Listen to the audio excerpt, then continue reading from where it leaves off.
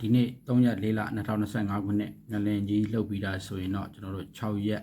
်ကျော်ခဲ့ပြီဖြစ်ပါတယ်အဲ့တော့ဒီနေ့ကျွန်တော်တင်ပြဆွေးနွေးခြင်းတဲ့အကြောင်းအရာကကျွန်တော်တို့ကုညီကယ်ဆယ်ရေးရှင်တွေတွားတဲ့အခါမှာအစားအသောက်တွေအဝတ်အထည်တွေစသဖြင့်ပေါ့နော်ဒီ relief item လို့ခေါ်တဲ့ဒီရေးပေါ်လိုအပ်တဲ့ပစ္စည်းတွေတွားရောက်လှူဒန်းတဲ့ကားတွေကကျွန်တော်တို့တွေ့နေရပါပြီအမျိုးမျိုးအနေနဲ့အရရက်ဒီသားအနေမှာတွားပြီးလှူနေကြပါပြီအဲ့တော့အဲ့လိုမျိုးတွားတဲ့အခါမှာကျွန်တော်တို့အန်ရကင်းရှင်းစွာတွားလာနိုင်ရေးအန်ရကင်းရှင်းစွာ gate တွေစစ်ဆေးရေး gate တွေကိုကြော်ဖြတ်ဖို့အတွက်လိုအပ်တဲ့အချက်အချို့ကိုကျွန်တော်အနေနဲ့ဆွေးနွေးတော့မှာဖြစ်ပါတယ်လိုအပ်တဲ့အချက်အချို့ဆိုပေမဲ့အဲ့ဒီအချက်တွေက chat point လို့ခေါ်တဲ့ဒီစစ်ဆေးရေး gate တွေမှာမဖြစ်မနေလိုက်နာရမယ့်အချက်တွေဖြစ်ပါတယ်အဲ့ဒီမဖြစ်မနေလိုက်နာရမယ့်အချက်တွေကကျွန်တော်တို့တစ်ချိန်ကကျွန်တော်တို့တာဝန်ထမ်းဆောင်ခဲ့စမှာတော့ဘာသာရပ်တစ်ခုအနေနဲ့ကျွန်တော်တို့အများကြီးသင်ခဲ့ရပါတယ်သို့တော့ဒီနေ့ကတော့အဲ့ဒီကနေမှကျွန်တော်ထုတ်နှုတ်ပြီးတော့မှအချက်အချို့ကိုဒီတွာလာနေတဲ့ညီကိုတွေမောင်နှမတွေသိရှိဖို့အတွက်ကျွန်တော်အနေနဲ့ထုတ်နှုတ်တင်ပြတာဖြစ်ပါတယ်ကျွန်တော်အချက်လေးတို့အတူချုပ်လေးတွေပြောသွားမှာဖြစ်ပါတယ်အဲ့တော့ကျွန်တော်တို့နိုင်ငံရဲ့လက်ရှိအနေအထားအရ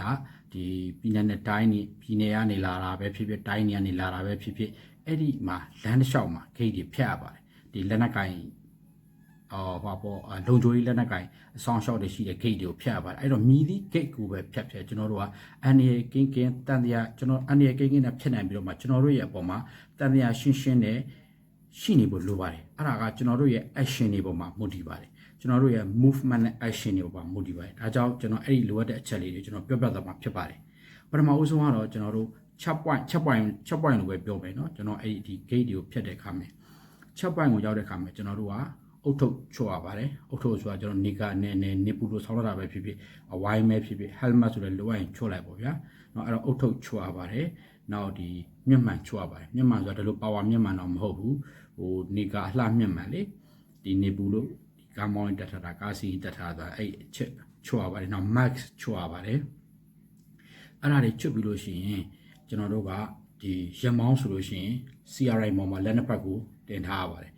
မိမိတို့ရဲ့လက်တွေကိုဒီချက်ပွိုက်မှာရှိတဲ့တာဝန်ရှိတဲ့သူတွေကမြင်နေဖို့လိုအပ်ပါတယ်မိမိတို့ရဲ့လက်တွေကိုအဲ့တော့ဘေးမှာပါလာတဲ့သူတွေနောက်မှာရှိတဲ့သူတွေကလည်းပဲအဲ့လက်တွေကိုတနေရာကိုနှိုက်နေတာမျိုးအိတ်ထဲကိုနှိုက်နေတာမျိုးအောက်ကိုပစ္စည်းလှမ်းနှိုက်နေတာမျိုးဒါမျိုးတွေမဖြစ်ရဘဲနဲ့မိမိတို့ရဲ့လက်တွေကိုမြင်နေအောင်ပြသထားဖို့လိုပါတယ်အဲ့ဒီချိန်မှာဒါမျိုးကြီးပြမှာလားဆိုအဲ့လိုလည်းမဟုတ်ပါဘူးအဓိကအဖြစ်တင့်တော်တဲ့နီးနဲ့မိမိတို့ရဲ့လက်တွေကိုသူတို့မြင်နေဖို့လိုအပ်ပါတယ်ဒါမှကျွန်တော်တို့ပုံမှာတန်တရားကင်းနဲ့သူတို့စစ်ဆေးမေးမြန်းတာတွေလုပ်ပါလိမ့်မယ်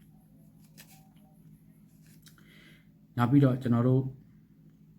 လိုအပ်လို့စစ်ဆေးခြင်းတယ်လို့သူတို့ကပြောတဲ့အခါကျလို့ရှိရင်ကျွန်တော်တို့ကကြီးပြူပဲကားကိုဆက်ပိတ်ပြီးလို့ရှိရင်အပေါက်ဖွင့်ပေးပြီးတော့ကိုကအောက်ဆင်းပေးလိုက်ရမှာဖြစ်ပါတယ်သူတို့ကနောက်ဖုံးဖွင့်ပြပါအောင်ဒါမှမဟုတ်ဘေးဖုံးဖွင့်ပြပါအောင်ဒါမှမဟုတ်ကားပေါ်ကနေခဏဆင်းပေးပါအောင်လို့တောင်းဆိုခဲ့လို့ရှိရင်ကျွန်တော်တို့ကကြီးပြူနဲ့ဒါကိုဆင်းပေးရမှာကားဆက်ပိတ်ပြီးတော့မှဆင်းပေးရမှာဖြစ်ပါတယ်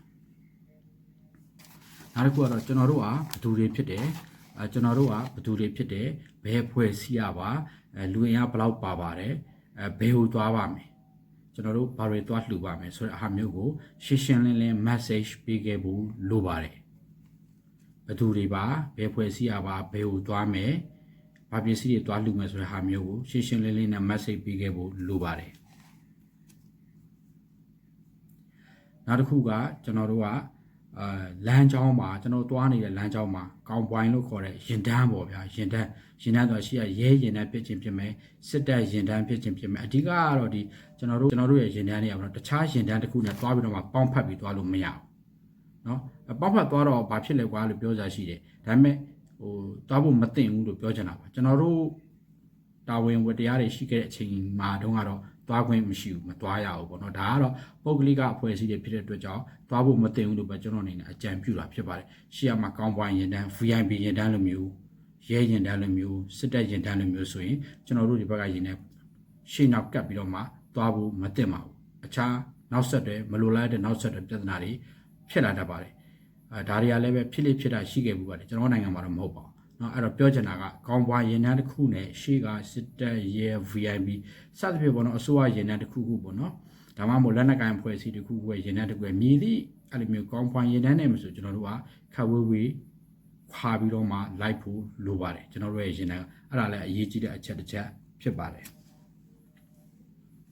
နောက်တစ်ခုကတော့လမ်းကြောင်းမှာကျွန်တော်တို့ကလိုအပ်တဲ့ဆိုပေးဆောင်မဲ့အခွန်အခ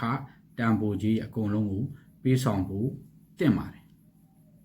ပေးဆောင်ဖို့တင်ပါတယ်ဘာလို့လဲဆိုလို့ရှိရင်ဒီလမ်းတွေဒီတရားတွေကောင်းနေမှာလဲကျွန်တော်တို့ကလွယ်လင်းတကူကောင်းမွန်ချုံမောစွာသွားလာနိုင်မှာဖြစ်ပါတယ်ဒါကြောင့်မလို့ငါတို့ကတော့လူမှုရေးလုပ်နေတာပဲ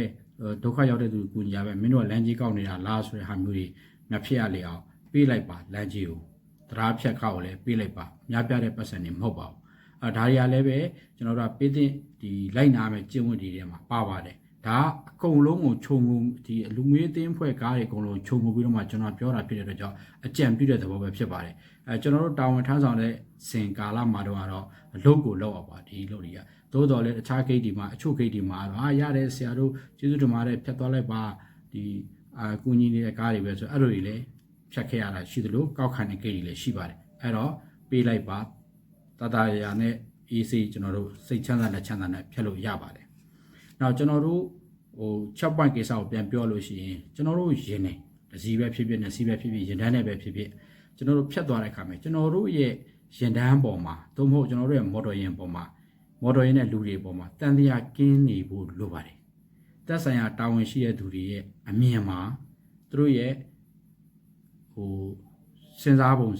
ဟာပေါ့နော်သူတို့ရဲ့အမြင်မှာပေါ့နော်သူတို့ရဲ့စိတ်ထဲမှာပေါ့ကျွန်တော်တို့ပေါ်မှာတန်တရားကင်းနေဖို့လိုပါတယ်အဲ့လိုတန်တရားကင်းနေဖို့အတွက်အစောကကျွန်တော်ပြောတဲ့အချက်တွေကိုလိုက်နာမှာဖြစ်ပါတယ်ဒါမှသာလေကျွန်တော်တို့ကသွားခြင်းတဲ့နေရာကိုကောင်းကောင်းမွန်မွန်ချောချောမောမောနဲ့သွားမယ်တန်တရားကင်းနဲ့ကျွန်တော်အလုပ်လုပ်နိုင်မှာဖြစ်ပါတယ်ဒါမျိုးတွေဘာကြောင့်ပြောနေရလဲဆိုရင်ကျွန်တော်တို့ကချက် point မှာကောင်းကောင်းမွန်မွန်အစစ်စစ်မခံခဲ့ဘူးတစုံတစ်ခုကြောင့်ဟလာဂိမ်းကဘာဖြစ်ပြီးတော့မှကျွန်တော်တို့ချက် point မှာကောင်းကောင်းမွန်မွန်နဲ့စစ်စစ်မခံခဲ့ဘူးဆိုပြီးထွက်လာခဲ့လို့ရှိရင်ဘာဖြစ်လာနိုင်လဲဆိုလို့ရှိရင်ကိုဖြတ်ထွက်လာပြီးကမှတနေရာမှာတစုံတစ်ခုဖြစ်ခဲ့လို့ရှိရင်သူတို့များလားမသိဘူးသူတို့ကားများလားမသိဘူးဆိုတော့တန်တရားစိတ်ကအရန်ဆိုးပါတယ်အဲ့လိုမျိုးတွေမဖြစ်အောင်ကျွန်တော်တို့ကကြိုတွေကာကွယ်တဲ့အနေနဲ့ကြောက်လို့လည်းမဟုတ်ဘူးလန့်လို့လည်းမဟုတ်ဘူးသို့သောကျွန်တော်တို့လှုပ်တဲ့လှုပ်ထိုက်တဲ့လှုပ်ရမယ့်ကိစ္စတစ်ခုကိုလှုပ်ခဲ့ရတာပဲဖြစ်တယ်အဲ့လိုလှုပ်မှသာလဲကျွန်တော်တို့ရဲ့လုပ်ငန်းတွေကကောင်းကောင်းမွန်မွန်ချောချောမောမောတန်တရားကင်းနဲ့ပြီးတော့မှာဖြစ်တယ်ကျွန်တော်တို့အပေါ်လည်းတန်တရားကင်းမယ်ကျွန်တော်တို့လုပ်ငန်းကလည်းပဲချောချောမောမောဖြစ်သွားမှာဖြစ်ပါတယ်အခုကျွန်တော်တင်ပြသွားတဲ့အချက်တွေကချက်အချို့ပဲဖြစ်ပါတယ်အချက်ပေါ့ဒီအစိတ်ပိုင်းတစ်ခုပဲဖြစ်ပါတယ်ဒီဘာသာရပ်ကတော့ကျေပြတ်ပါတယ်ကျွန်တော်တို့တင်တဲ့အခါတုန်းကတော့အများကြီးတင်ရပါတယ်ဒါကတော့မဖြစ်မနေဒီချက် point တစ် point မှာကျွန်တော်တို့ဖြတ်တဲ့အခါမှာလိုက်နာမယ်အချက်တွေကိုပဲတင်ပြထားတာဖြစ်ပါတယ်အဲ့တော့ဒီနေ့ညကျွန်တော်တင်ပြခြင်းတဲ့အကြောင်းအရာတော့ဒီလောက်ပါပဲငလင်းဘေးတင်ပြည်သူများလည်းကျန်းမာကြပါစေကျန်းမာရေးကောင်းမွန်ကြပါစေတက်ရှင်လျက်နဲ့နောက်ရက်တင်မှာလည်းမြောင်များစွာထွက်လာနိုင်ပါစေလို့ဆန္ဒပြုရင်ညီကုန်းချုပ်ပါတယ်ဗျာကျေးဇူးတင်ပါတယ်